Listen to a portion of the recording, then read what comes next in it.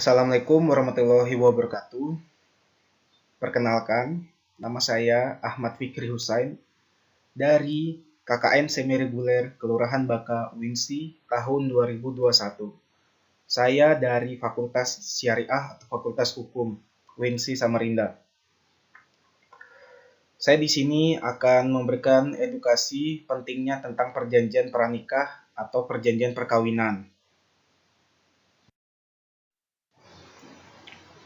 Perjanjian perkawinan merupakan perjanjian yang dibuat oleh calon suami istri untuk menentukan hak dan kewajiban di antara calon suami dan istri pada saat perkawinan telah berlangsung. Di Indonesia sendiri, perjanjian perkawinan juga dikenal dengan istilah perjanjian pranikah. Perjanjian pranikah ini ada dibahas di dalam Undang-Undang Perkawinan Nomor 1 Tahun 1974, ada di dalam Kitab Undang-Undang Hukum Perdata, dan ada dibahas di dalam KHI, Kompilasi Hukum Islam. Yang pertama, perjanjian perkawinan diatur di dalam pasal 29 Undang-Undang Nomor 1 Tahun 1974. Menurut pasal tersebut, perjanjian perkawinan adalah perjanjian tertulis oleh kedua belah pihak atas persetujuan bersama yang dibuat sebelum melangsungkan perkawinan dan disahkan oleh pegawai pencatat perkawinan. Perjanjian perkawinan mulai berlaku setelah pernikahan dilangsungkan.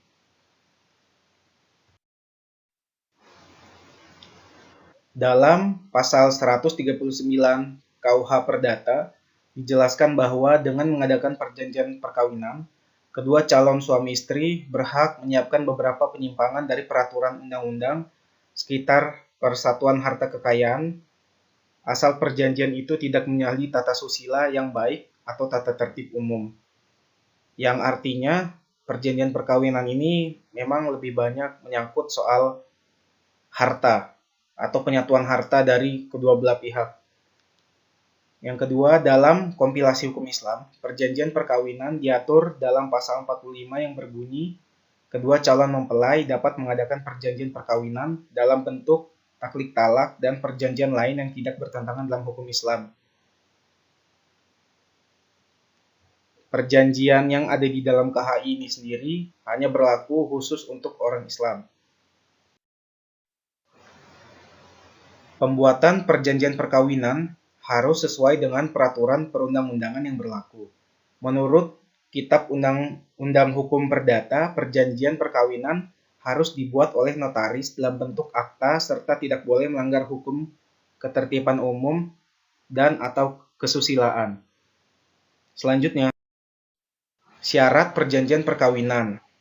Apa aja sih syaratnya? Yang pertama, perjanjian tersebut harus diajukan oleh kedua belah pihak pada waktu atau sebelum perkawinan dilangsungkan. Yang kedua, diajukan secara tertulis dan disahkan oleh pegawai pencatat perkawinan dalam bentuk akta perkawinan. Yang ketiga, tidak boleh melanggar batas-batas hukum agama dan kesusilaan. Yang keempat, tidak boleh diubah kecuali dengan persetujuan kedua belah pihak dan tidak merugikan pihak ketiga. Yang kelima harus berlaku juga kepada pihak ketiga yang tersangkut. Yang keenam, terakhir, dan perjanjian baru mulai berlaku saat perkawinan telah dilangsungkan.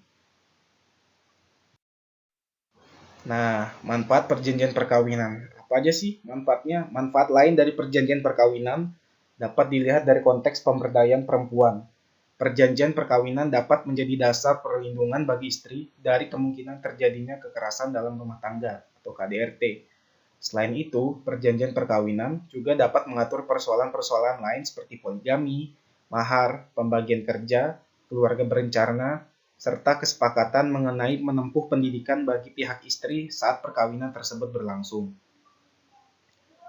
Mungkin hari ini